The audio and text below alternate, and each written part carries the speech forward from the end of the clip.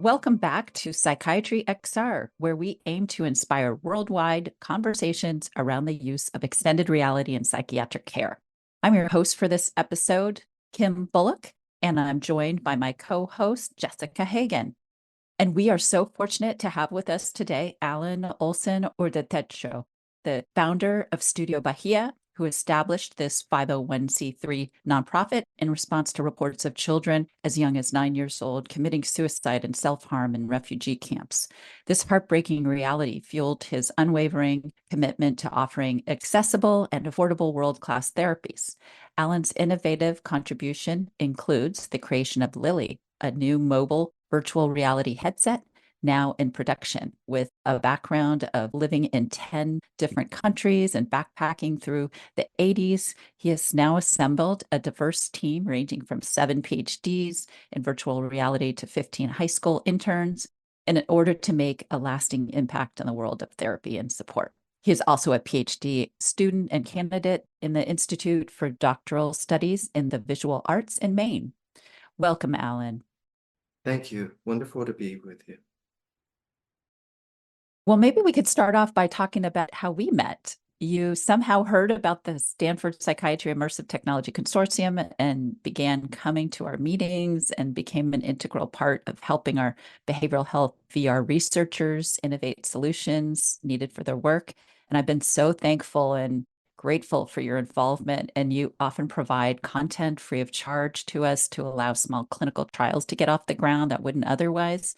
And I really also admire your use of Indigenous psychology and design. And so glad we have this chance to take a deeper dive and focus on you. And I know you've been a world traveler, and your parents, like mine, were in the Peace Corps. And I was really wondering how actually you did get involved with refugee camps when you first came up with the ideas to create these solutions. And then also how you've built trust to engage in these communities that you're affiliated. Like, are you involved with organizations or NGOs or still with the Peace Corps? Or tell me how that works, how you're embedded in these communities. Thank you for that question. I started off with reading a newspaper article in The Guardian, and the newspaper article covered children as young as 9 years old committing suicide, self-mutilation in refugee camps. And I followed up the research with some other documents that went into more detail into the problem and the reason for this. And so I read that article and it had a very deep impact in me. It just struck so deep, and something inside of me just said, enough, this is unacceptable. At the time that I read that article, I was an investigator. I work in art insurance.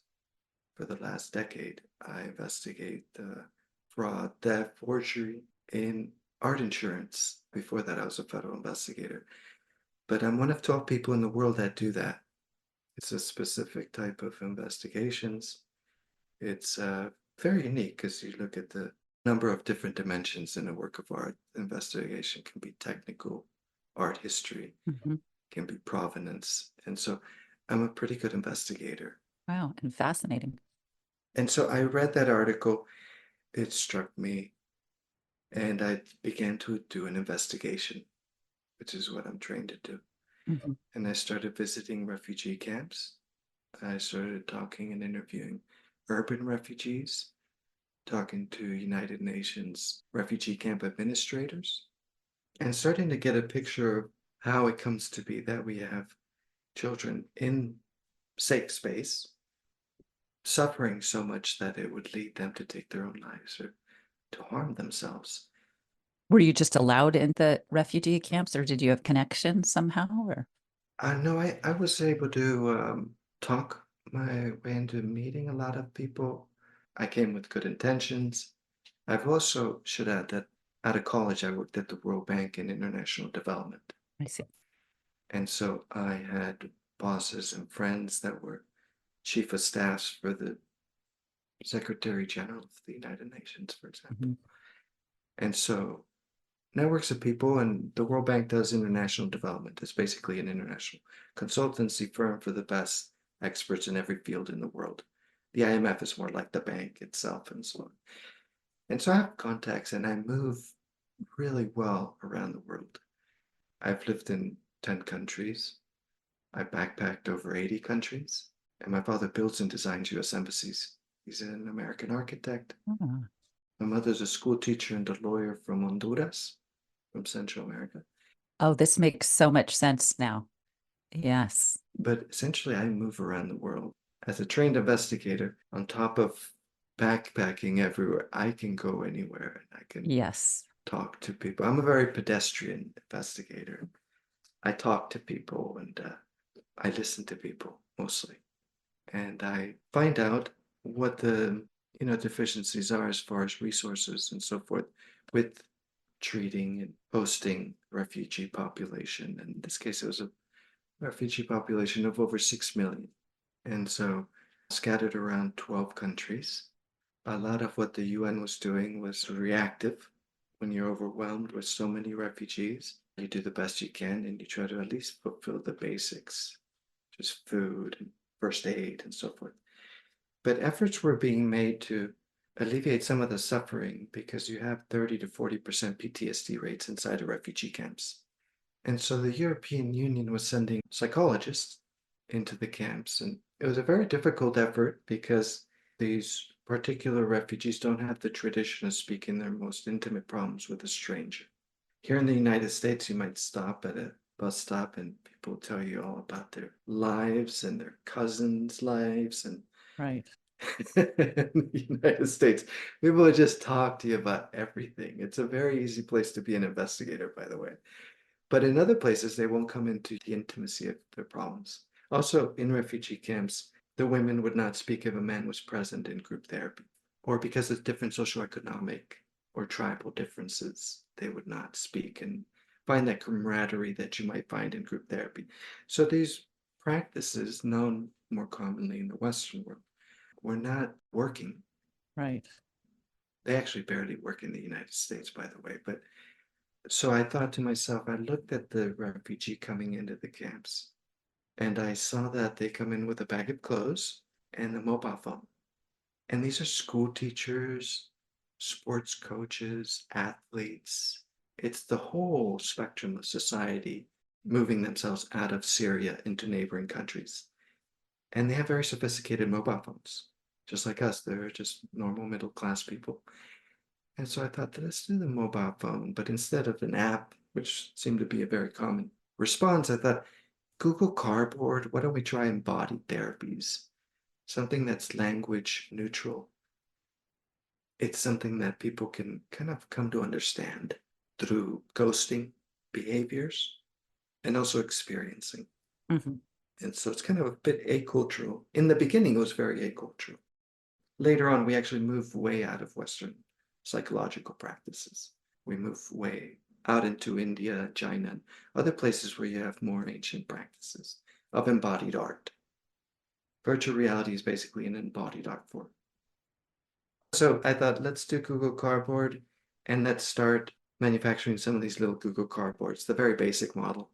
And let's get some standalone apps for each therapeutic experience. It can be relaxation to reduce anxiety.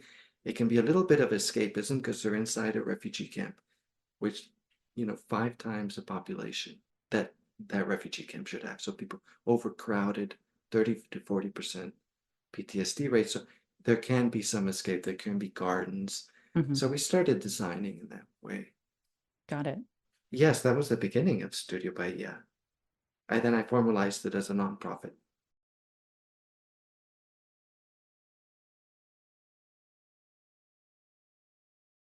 The whole thing was mostly research. And so we started gathering refugees into Facebook groups and WhatsApp groups, because that's a lot of their communication styles. And then it was a lot of finding out about what therapies and what experiences they would like to see. And so a lot of it was aesthetically their landscapes, their home landscapes, peaceful landscapes, and also some distractions as well. Yeah, that's design thinking. Yeah, the empathy, the first step. I love that. That was the process that we were going through. And at the same time, I was gathering a great team of people from around the world to be able to Mhm. produce these productions based on their needs. Well, that's when the pandemic hit. And so that's the first stage of Studio Bahia. That's where we begin. I start gathering a team. And it's not very different from what I did as an investigator. I gathered teams of technical art historians, conservators, experts, Huh. artists. So I gather a team of people, and that's what I did before, actually. So I gathered a team of people to be able to build this, and they're a wonderful group of people, and we've grown as a community. And so that's the first stage up until the beginning of the pandemic. Got it. Well, how did you find out about our Stanford Psychiatry Immersive Technology Consortium? Because I think you began coming before the pandemic. I did. I showed up at Stanford. I joined your meetings, and so it was pretty quick and easy to find out who was the best in the country and where do they gather, competence and expertise and a kind of an open meeting format, which is really a gift, Dr. Bullock. It's the only meeting I go to regularly, monthly. You have people that are from high school interns or to, just people who want to learn from various fields and being able to bring those people together and converse and exchange notes. It's just wonderful. Yeah, from a design perspective too, I could see how that's valuable. What Stanford projects have you been involved with in the clinics? I know you've done quite a few things. Yes, it's been wonderful meeting people, and I'm very grateful to Stanford because it feels like the best institution in the implementation of technology in various fields. And so just meeting people through your meetings, and we've had a chance to do a production with the Brain Lab at Stanford. And that was a fascinating project. It lasted a year and a half. And basically, it's for early detection of dementia and Alzheimer's. And a lot of what they requested us to do in the production is to bring some of these practices like Rayo that were done in the 70s, psychological exercises to diagnose these diseases early, and transferring those into virtual reality. And so the benefit with virtual reality essentially is that you have a lot of sensors. We did all sorts of sensors, heart rate, blood pressure, eye tracking. We actually implemented artificial intelligence into eye tracking for reading cognitive load. And so that was a wonderful project. Our team got to exercise itself. And we have other projects with Stanford, IIT Hyderabad in India, UC Davis Medical School, Santa Mm. Clara University. And so we're a nonprofit. We make ourselves available to different universities. We've also equipped some universities on how to build a lab in their universities in Ohio, in Delaware, in different places, so that they can be used by different departments and universities. How to do it kind of low cost, put some soundproof crates on the walls and, buy this headset, buy this laptop.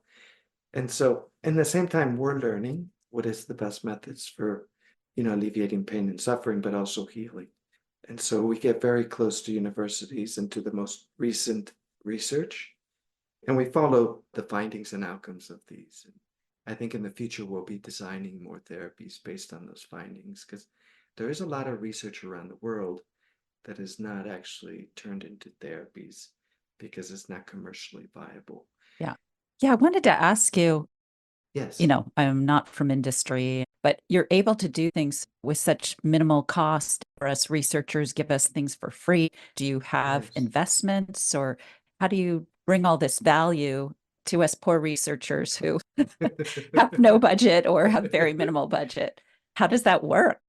Yes, well, we do charge for productions, and I think we charge about less than half of what a commercial company would, just so that we can help advance the research of people around the world. And so we charge like $50 an hour, and we bring in a bunch of PhDs in our team.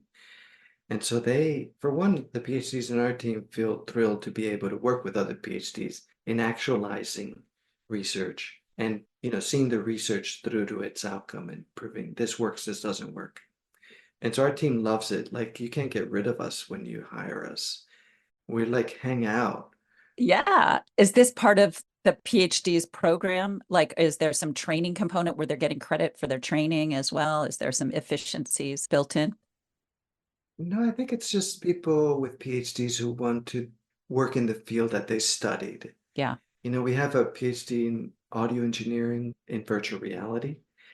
And so being able to actualize sound, which gives you the greatest presence inside of virtual reality. It's not the visual sound and mirroring the sound that's normal to us in our everyday gives you the greatest sense of presence. So having a PhD in that subject and how to design that sound is fantastic. There isn't another PhD in audio engineering and VR in the world. And so bringing these people into our team and having them be able to exercise this learning that they have is for them a gift. And then we also have people with PhDs in Eva has a PhD in VR narratives for therapeutic purposes. Mhm. And so we have a nurse, registered nurse. She has a PhD in virtual reality and writes protocols on how to bring virtual reality into hospital settings.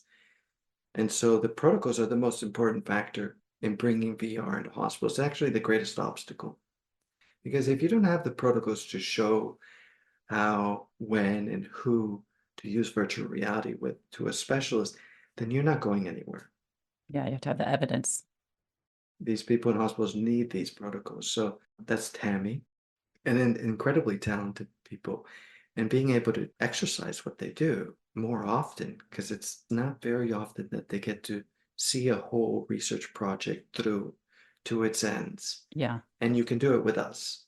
And we do this for researchers, and we're very happy about that because at the same time, we're learning the most cutting edge research that there is in the world as far as virtual reality and healing methods and so forth and diagnostic methods. Yeah.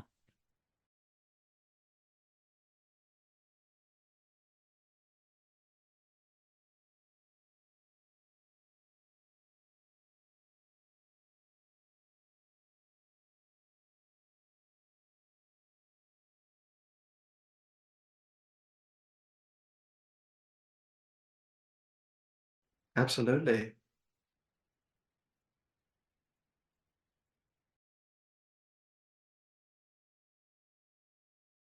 I think the VA is forcing a lot of them too, because the VA is very good at getting free stuff Mhm. and they have a great program at this time, but they're also a great place for innovate. You know, they invented things like the smoking patch, and it's actually a very good place to provide your free product Yeah. and trial it with professionals. And I would recommend that to companies out there that are startups to be able to reach out to them, but to also do work, center their design around some of the research being done by PhDs and institutions and collaborate with them. And it's a win-win.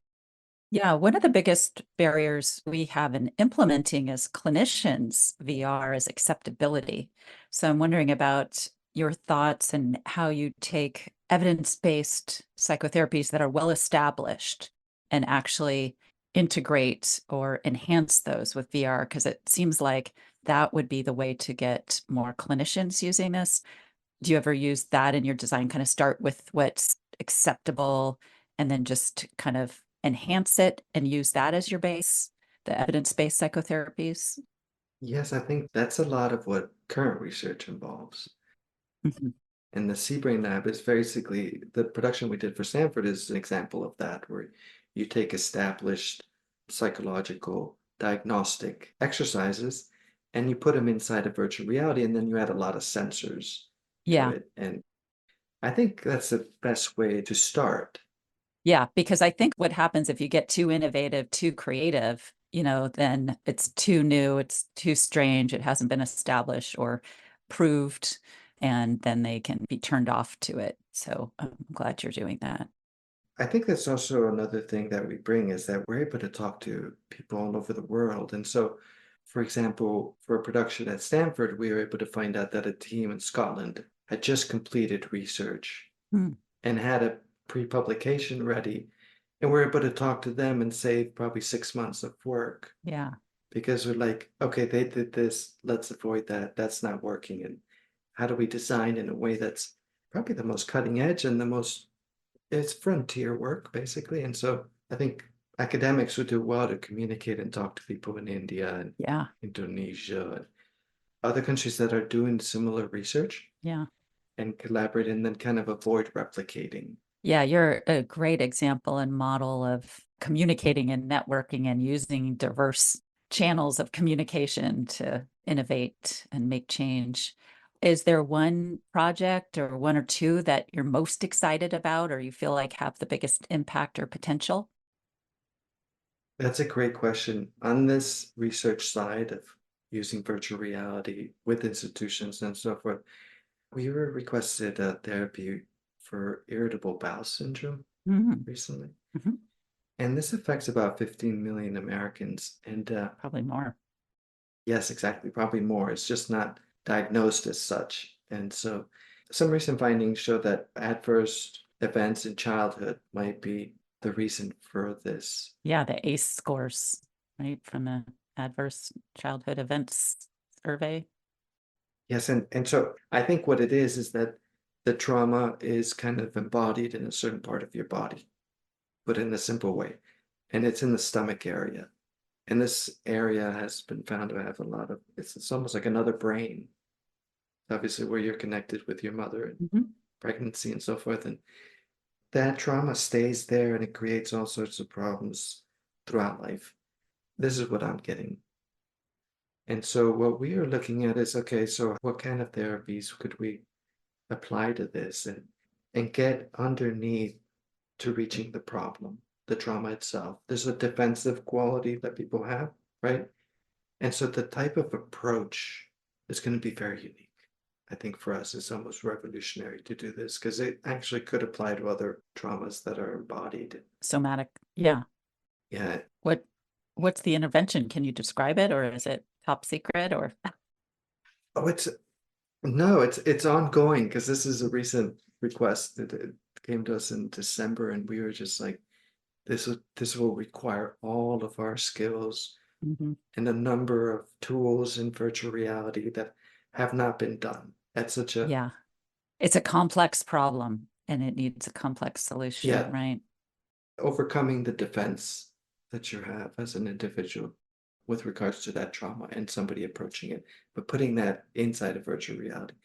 So what happens with irritable bowel syndrome is that they begin to lose this interoception quality Mhm. where the environment affects your body and your body reacts through emotions to that environment coming into your body.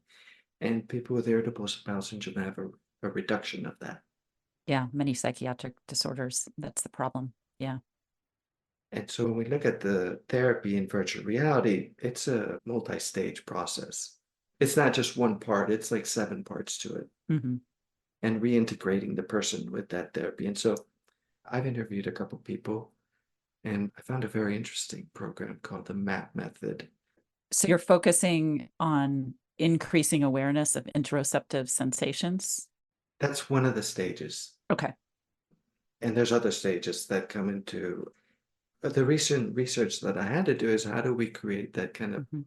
that addressing of the trauma without the visuals that is exposure therapy. Because I don't find I just never liked exposure therapy. So, but it and so we found a model. Uh,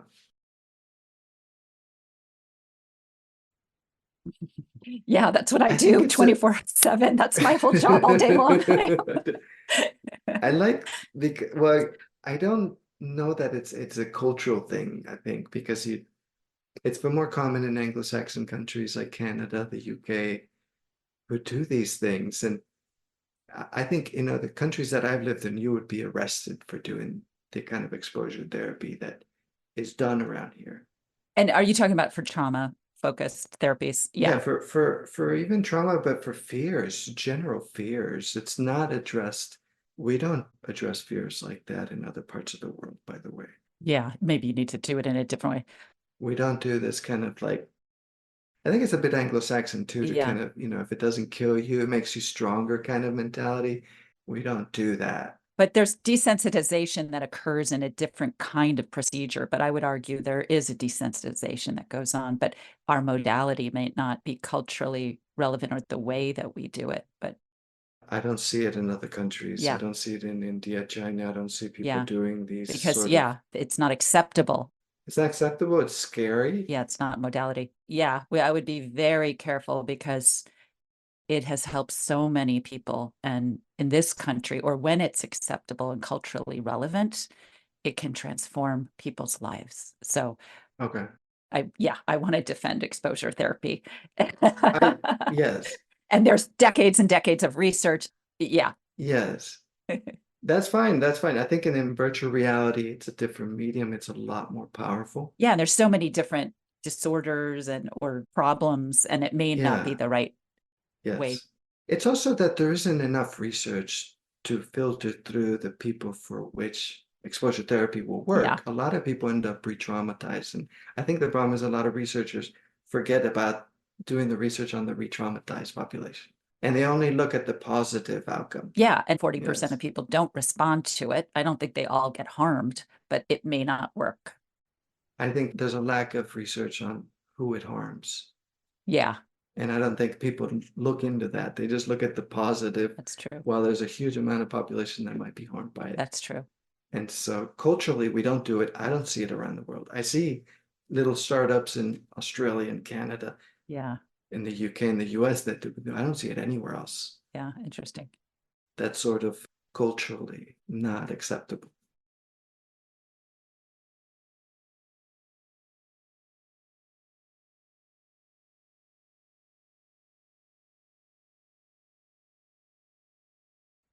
I know there's a lot of different therapies you can do. For example, we found some research in the north of England for temporal recalibration for people with schizophrenia, autism, Parkinson's. And so that was basically using slow motion within virtual reality to be able to temporally recalibrate people who were having these episodes, either in autism.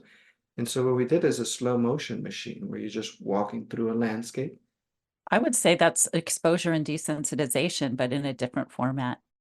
Okay, I'm not a psychiatrist, but I will admit I stay away from because I think virtual reality is so powerful and doing exposure therapy, you have to be a lot more careful than people are.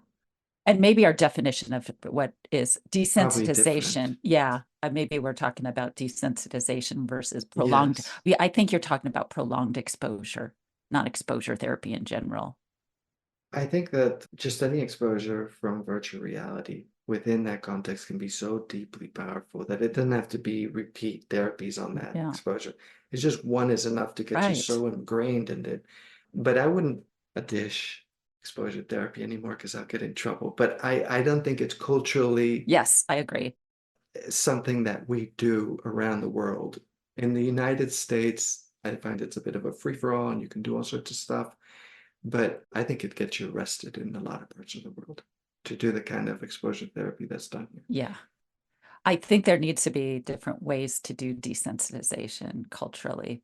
Yes. And there's totally different ways. You don't have to do desensitization for trauma. We're finding lots of different evidence-based therapies for Yes. that. Yeah. I think for irritable bowel syndrome, what we found is a narrative developed by a French lady Mhm, who uses traditional Chinese 5 elements mhm. and Kundalini and chakras and mixes it into a dialogue where the person the MAP method includes things like the superconscious that is a healing methodology within you.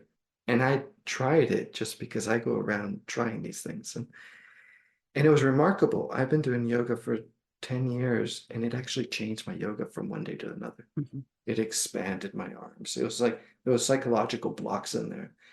And so this is just research, by the way. Whether we use it in the end, it'll depend on Yeah. is it working properly? But we're doing it inside of virtual reality, transferring that therapy into virtual reality, Yeah. I think would have great effects. And I like that it takes ancient practices. If something's 6,000 years old, Yeah. I don't need the Americans to say it's okay. Yeah. That thing has been around 6,000 years. We're going with it. So, And I think we can agree that there's vagal modulation. It's the autonomic nervous system, whether you do it through exposure or a narrative, that it's a yes, recalibration of the nervous system, which to me is a kind of desensitization or a rebooting in a sense.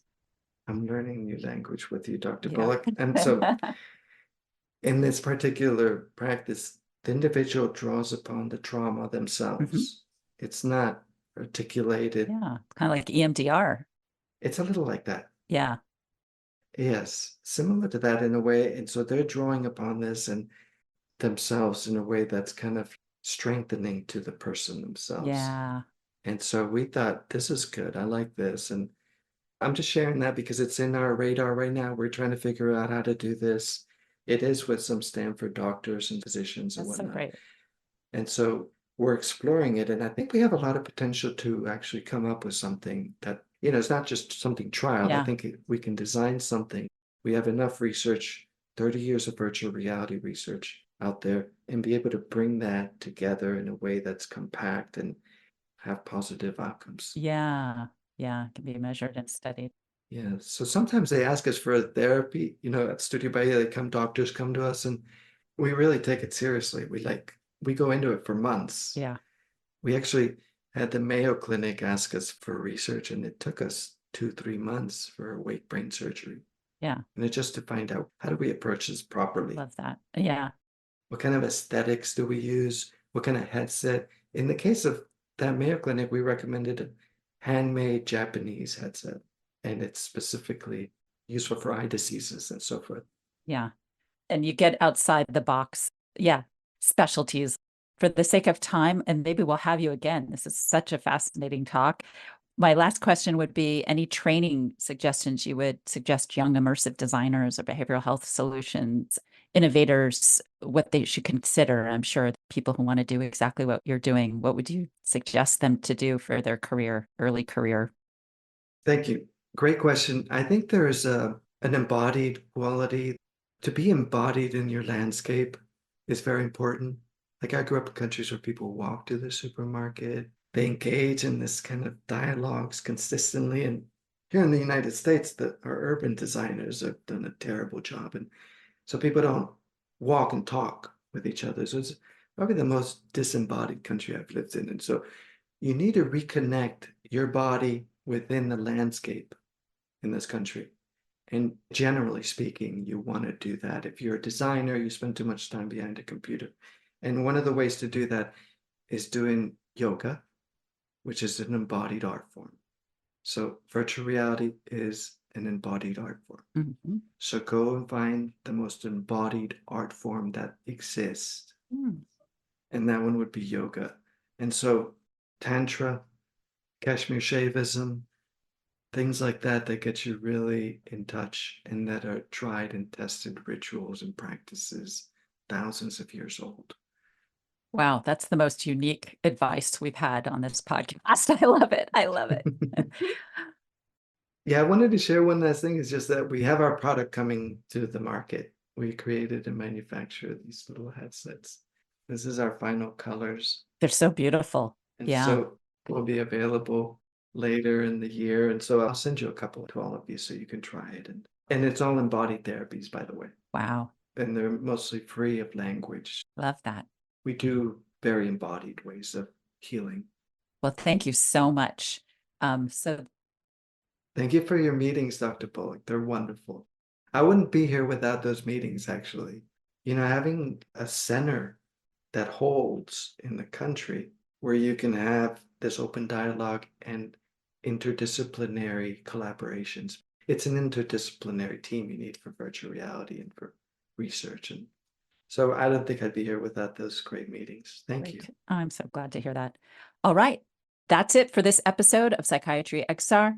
We hope you gained a new perspective on the use of extended reality in healthcare, and thanks for listening. This episode was brought to you by Psychiatry XR, the psychiatry podcast about immersive technology and mental health. For more information about Psychiatry XR, visit our website at psychiatryxr.com. Be sure to subscribe to the podcast and tune in again next month if you'd like to hear another guest about XR and psychiatric care. You can join us monthly on Apple Podcasts, Twitter, Spotify, or wherever you get your podcast. Psychiatry XR was produced by myself, Kim Bullock, Liza Arshad, and Jessica Hagen. Please note that the podcast is distinct from my own clinical teaching and research roles at Stanford University and the Department of Psychiatry, and the information provided is not by any means any medical advice and should not be considered or taken as replacement for medical advice. A big thanks to Austin Hagen for music and audio production, and David Bell, who edited this podcast. See you next time.